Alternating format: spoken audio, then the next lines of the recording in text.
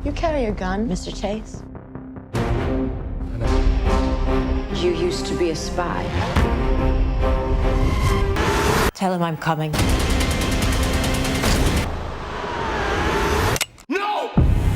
Halo guys, gimana kabarnya kalian? Semoga baik-baik aja. Nah, kali ini gue mau membagikan salah satu kisah film All the Money in the World tahun 2017. Film ini berdasarkan kisah nyata pada tahun 1973, di mana ada seorang cucu dari pengusaha minyak terkaya sealam semesta yang diculik sekelompok mafia. Mereka meminta tebusan yang sangat fantastis nilainya. Faktanya, nilai tersebut sangat murah bagi kakeknya, tapi dia tidak ingin membayarnya. Lalu bagaimana kisah seorang ibu menyelamatkan anaknya dari tangan penculik? Langsung aja gue mulai story filmnya. Eits, sebelum gue mulai, silakan kalian subscribe channel Story Film supaya kalian gak ketinggalan story film seru lainnya. Follow juga Instagram kami di @story_film.id. Oke, terima kasih atas dukungan kalian. Mari kita mulai.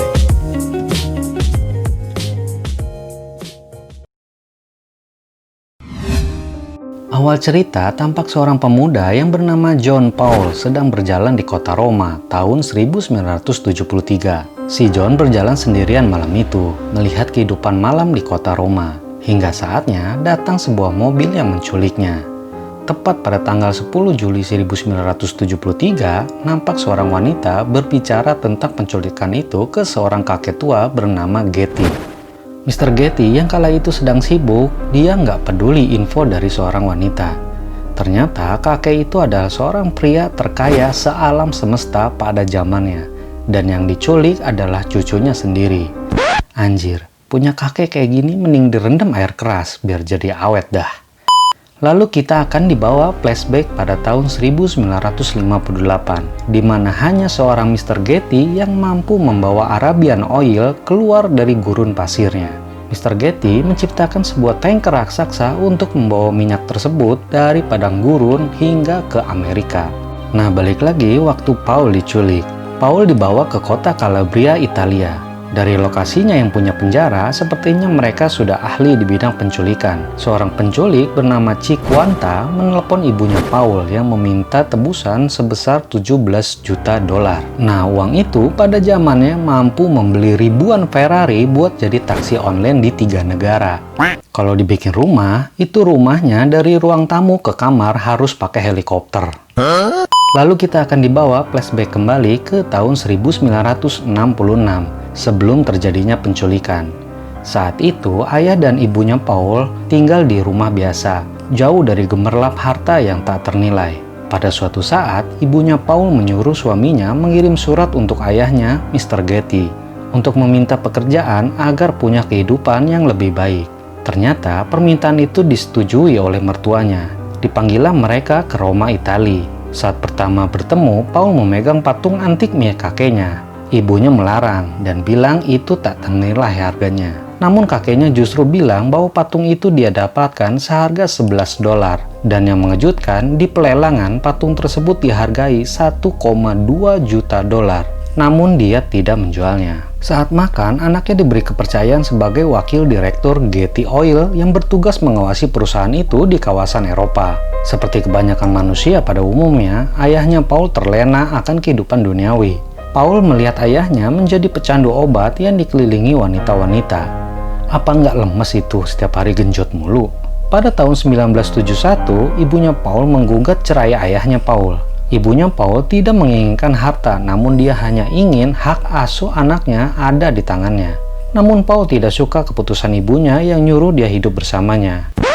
Ya mana betah, nggak ada cewek yang bisa digenjot. Balik lagi ke saat Paul diculik. Ibunya Paul melihat mertuanya bicara kepada media bahwa dia nggak akan bayar sepeser pun ke para penculik. Terlihat sosok Mr. Getty yang pelit dan dingin. Menurut kalian, enaknya diapain ini patua? Mulutmu ini. Dengan emosi, ibunya Paul langsung pergi menemui mertuanya. Mendapat info menantunya akan datang, Mr. Getty lalu memanggil agennya, Chase, yang berada di Arab. Chase adalah mantan agen rahasia CIA. Kini dia bekerja untuk Mr. Getty melakukan lobby ke Sultan-Sultan Tanah Arab. Saat berada di rumah Mr. Getty, dia bertemu ibunya Paul. Dia lalu diperintahkan oleh Mr. Getty untuk menyelamatkan cucunya dengan dana semurah-murahnya. Mr. Getty berpikir ibunya Paul nggak akan paham masalah penculikan. Dia mau Chase yang menjelaskan cara kerja negosiasi. Chase lalu menjelaskan kepada ibunya Paul bahwa membayar tidak menjamin keselamatan Paul. Chase meminta ibunya Paul kembali ke Roma dengannya. Begitu sampai di Roma, ibunya Paul ditunjukkan surat-surat yang mengaku sebagai penculiknya dari berbagai negara oleh polisi. Polisi menuduh kelompok komunis mafia penculik anak di Roma. Chase bilang dia masih punya koneksi ke kelompok komunis itu. Saat di rumah ibunya Paul, Chase menanyakan masalah kenakalan remaja kepada ibunya. Ternyata, Paul bukan anak yang baik-baik. Bisa dibilang, Paul sedang masa kenakalannya. Chase menemukan ganja di dalam buku Paul.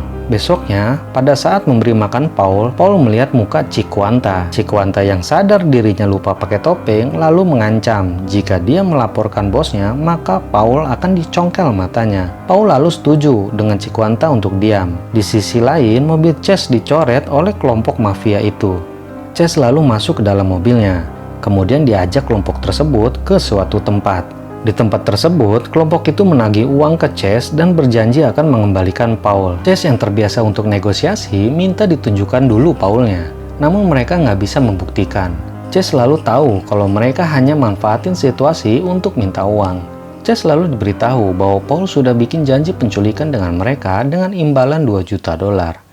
Namun mereka berpikir Paul berkhianat dengan menghubungi penculik lainnya. Chase yang kaget mendengar hal itu lalu kembali ke Mr. Getty dan memberitahunya. Mr. Getty yang mendengarnya tampak kecewa.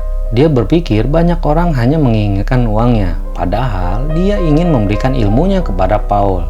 Mr. Getty lalu menyuruh Chase kembali ke Roma menunggu Paul. Pada suatu saat, Paul ingin kencing, lalu diantarkan oleh salah satu penculiknya. Namun gak sadar, penculik ini membuka topeng lalu membakar rokoknya. Paul akhirnya melihat muka orang yang mengantarnya. Paul yang ketakutan lalu bilang akan tutup mulut. Lalu gak lama terdengar suara tembakan. Chase mendapat kabar dari kepolisian kalau ada mayat dan minta ibunya Paul identifikasi mayatnya. Saat datang ke rumah sakit, diberitahu kalau mayatnya telah dibakar dan dibuang ke laut. Begitu ibunya membuka, ternyata bukan Paul yang mati. Ternyata hasil penyelidikan polisi itu adalah mayat yang nganter Paul kencing, dan polisi sudah mengetahui siapa saja kelompok penculik ini. Mereka pun langsung mendatangi lokasi kelompok penculik ini. Begitu sampai, mereka nampaknya sedang berkemas untuk pergi. Hingga saatnya mereka terlibat kontak senjata dengan penculiknya. Dari info salah satu anggota yang tampak sekarat, mereka menjual Paul, namun tidak diketahui kepada siapa. Ibunya Paul menemukan surat tulisan tangan Paul di dalam penjara. Latar berubah ke sebuah pabrik tas palsu. Nampak seorang bos sedang melihat hasil tas yang dijahit. Hingga tiba saatnya info kalau Paul sudah datang ke tempatnya. Ternyata Cikwanta ikut bersama Paul. Bos itu memberikan pekerjaan kepada Cikwanta untuk menjaganya dan menyuruhnya memberi makan Paul. Chase lalu pergi kembali ke Mr. Getty. Chase meminta Mr. Getty membayar tebusannya agar Paul bisa selamat.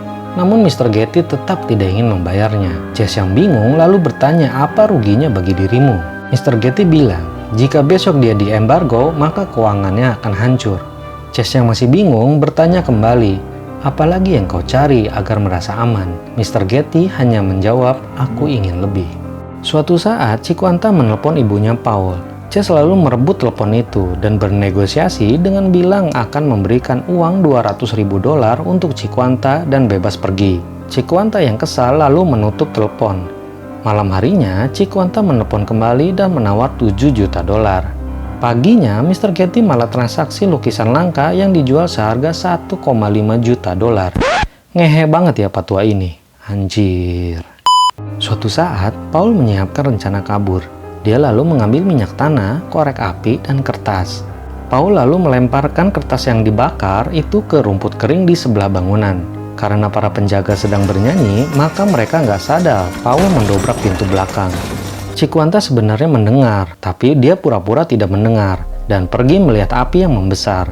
Dia juga melihat Paul yang sedang berlari, namun dia sengaja menyembunyikannya. Di saat cukup waktu Paul berlari, Cikuanta baru memberitahu yang lain bahwa ada api besar di sebelah gedung. Saat Paul kabur, dia bertemu seorang polisi di jalan. Polisi itu lalu mengantarkannya ke rumahnya. Paul lalu meminjam telepon itu untuk menelepon ibunya. Ibunya yang mendengar Paul berada di kantor polisi lalu menanyakan kantor polisinya di mana. Dan tiba-tiba bos mafia itu datang dan mengambil Paul kembali. Aduh, bos mafia itu merencanakan sesuatu agar Paul dibayar atau keuntungan dia akan terpotong oleh beban yang Paul perbuat. Ibunya Paul lalu teringat patung pemberian mertuanya yang seharga 1,2 juta dolar. Dia pun lalu pergi ke salah satu pemilik barang antik dan bilang patung ini seharga 1,2 juta dolar di pelelangan. Namun kolektor ini bilang bahwa ini adalah patung oleh-oleh untuk wisatawan. Dia lalu memberikan saran datang ke museum barang antik. Ibunya Paul yang masih belum percaya lalu melihat sendiri patung itu dijual seharga 15 dolar di museum. Ibunya Paul lalu shock mendapat kenyataan pahit itu. Cikuanta datang memberi minuman untuk Paul, namun karena rasanya nggak enak, maka Paul tidak mau meminumnya. Cikuanta bilang ini agar tidak sakit karena Paul akan diambil bagian tubuhnya. Paul lalu dibius oleh sang dokter. Paul dibawa ke sebuah meja, lalu kuping Paul dipotong tanpa disuntik. Paul yang pingsan terbangun kesakitan hingga pingsan kembali. Sadis banget ya, anjir, ngehe. Bos mafia itu lalu mengirimkan potongan tubuh Paul ke kantor berita. Ibunya Paul datang dan membenarkan itu anaknya. Bos berita ingin memberitakannya dan membayar 50.000 dolar sebagai imbalannya. Awalnya ibunya Paul kesal, lalu dia kemudian menyetujui tapi dengan syarat mengirimkan 1.000 lembar koran tersebut ke rumah Mr. Getty. Cikuanta kembali menelpon ibunya Paul dan bilang selanjutnya yang dipotong adalah kakinya Paul. Ibunya Paul meminta Cikuanta memberitahu keberadaannya. Dia akan menjamin Cikuanta bebas dari hukum. Sepertinya itu nggak membuat Cikuanta setuju untuk bicara dengan polisi. Cikuanta malah menanyakan balik apa yang ibunya Paul sudah lakukan. Dia nggak percaya ibunya Paul tidak punya uang sama sekali. Mendengar itu, ibunya Paul menutup telepon karena bingung harus cari uang kemana lagi. Setelah menutup telepon kembali berdering. Ternyata itu dari pengacaranya Mr. Getty. Mr. Getty nampaknya nggak tega lihat berita cucunya dipotong kupingnya, hingga dia setuju membayar uang tebusannya. Namun ibunya Paul harus pergi ke London untuk membuat kesepakatan. Saat ibunya Paul di London, tampak mantan suaminya di kursi roda bak sampah masyarakat yang lemes habis dihisap melonte. Anjir. Emosi gue jadinya ini. Dan bangkainya lagi, patua itu akan meminjamkan uang itu ke mantan suaminya agar tidak dihitung pajak. Kampret ya, udah dipotong tapi masih aja mikirin pajak. Goblok! Ditambah, hak asuh anaknya akan diserahkan ke mantan suaminya. Merasa kepepet, akhirnya ibunya Paul menyetujui. Namun masalahnya belum selesai, karena pajak yang bisa dikurangin hanya 1 juta dolar. Maka Mr. Getty hanya akan mengirimkan 1 juta dolar. Cikuanta kembali menelpon ibunya Paul. Ibunya Paul bilang dia hanya sanggup bayar 1 juta. Cikuanta lalu mengancam akan memotong tubuh Paul kembali. Merasa terdesak, ibunya Paul mulai dapat ide. Dia akan bilang kepada media akan membayar penuh tebusannya. Mr. Getty yang melihat berita tersebut lalu memanggil Chase. Saat pertemuannya, Chase dengan marah bilang, uang yang lo dapetin itu berasal dari lobby gue. Pekerja lo yang latih itu adalah gue. Sistem keamanan lo orang gue yang bikin. Bodyguard lo itu juga orang gue. Sekarang gue cabut dari lo. Hayak, cuy. Songong amat lu. Bagus. Batu amat lu. Sikat aja lah bro. Bodo amat ku udah anak. Pada saat sampai di Roma, pengacara ibunya Paul bilang uangnya sudah ditransfer 3,3 juta dolar. Dia pun heran apa yang Chase bicarakan bersama Mr. Getty. Cikuanta menelpon kembali dan menjelaskan peraturan mengantarkan uangnya. Berangkatlah ibunya Paul dan Chase mengantarkan uangnya. Hingga saatnya kaca mobilnya dipecahkan dan mereka menaruh uangnya di jalan. Lalu mereka disuruh menunggu di pom bensin. Jika sudah selesai dihitung uangnya, maka Paul akan dibebaskan di suatu tempat yang sudah dijanjikan. Saat sudah dihitung, lalu Paul dibebaskan. Cikuanta menyuruh Paul untuk lari dan jangan menunggu. Paul yang mendengar itu lalu lari mencari kebebasannya. Saat bos mafia akan pergi, anak buahnya mengabari jika polisi ada di mana-mana. Lalu dia menyuruh anak buahnya mengejar Paul dan membunuhnya. Chase pergi ke tempat yang dijanjikan Paul berada. Namun Paul sudah pergi, dan Chase melihat kota di atas bukit. Paul yang terus berlari menuju kota melihat beberapa mobil mendekat. Dia pun bersembunyi di gelapnya kota. Anak buah bos mafia lalu mengejar hingga ke sudut kota. Chase juga sampai di kota tersebut. Hingga saatnya, Paul diselamatkan Chiquanta. Chase yang melihatnya menebak itu adalah Chiquanta. "Heh, lu Chiquanta ya?" "Bukan bang." Chiquanta lalu menyuruh Chase menyelamatkan Paul segera. Gak lama, polisi datang menangkap para penculiknya. Di sisi lain, Mr. Getty terbangun dari tidurnya. Dia memanggil pembantunya, namun karena rumahnya yang besar, tidak ada yang mendengarnya. Dia pun pergi terus sambil berlari. Tampak rumah mewahnya terlihat kosong dan sepi. Hingga akhirnya dia mengambil lukisan yang terakhir dia beli dan meninggal dunia. Besoknya, ibunya Paul dipanggil oleh pengacara Mr. Getty. Secara tidak langsung, Mr. Getty menyerahkan seluruh hartanya untuk ibunya Paul. Ibunya Paul lalu memutuskan untuk membuat museum seni Getty, dan sebagian diserahkan untuk kegiatan amal. Dan film ini pun tamat. Nah, itu dia alur film All Money in the World. Bagaimana menurut kalian? Film ini penuh dengan pesan moral yang dalam tentang kekayaan. Pada dasarnya, manusia punya batasan untuk menikmati sesuatu. Seperti batasan makan, tidur, kerja, dan libur, ternyata kekayaan punya batas yang bisa dinikmati. Kekayaan juga tidak menjamin kalian akan merasa tenang dan bahagia. Apa yang dialami Mr. Getty adalah contoh kekayaan menimbulkan masalah baru. Tentang anaknya, tentang cara menghabiskan uangnya, tentang keamanannya. So guys, jika kalian ingin kaya, silakan. Tapi rencanakan juga dampaknya ke keluarga. Ada juga satu hal yang menarik bagi gua. Bagaimana sudut pandang bisa merubah nilai dari suatu barang. Seperti contoh, patung Mr. Getty yang diambil oleh Paul. Mungkin jika patung itu dipegang oleh orang biasa, harganya nggak akan pernah jadi 1,2 juta dolar. Tapi karena Mr. Getty yang memegangnya, jadi semua orang percaya jika patung tersebut seharga 1,2 juta dolar di pelelangan.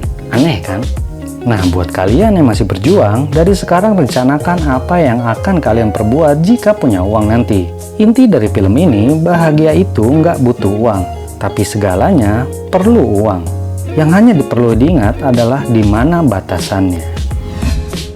Nah, jika kalian menyukai video ini, silahkan klik tombol like. Jika ada pandangan lain tentang film ini, silahkan tulis di kolom komentar. Jika belum subscribe, silahkan klik tombol subscribe. Jangan lupa klik juga tombol loncengnya, agar kalian nggak ketinggalan video dari story film selanjutnya. Follow juga Instagram kami di @story_film.id. Gue Mr. X, mohon undur diri. See you di next episode selanjutnya.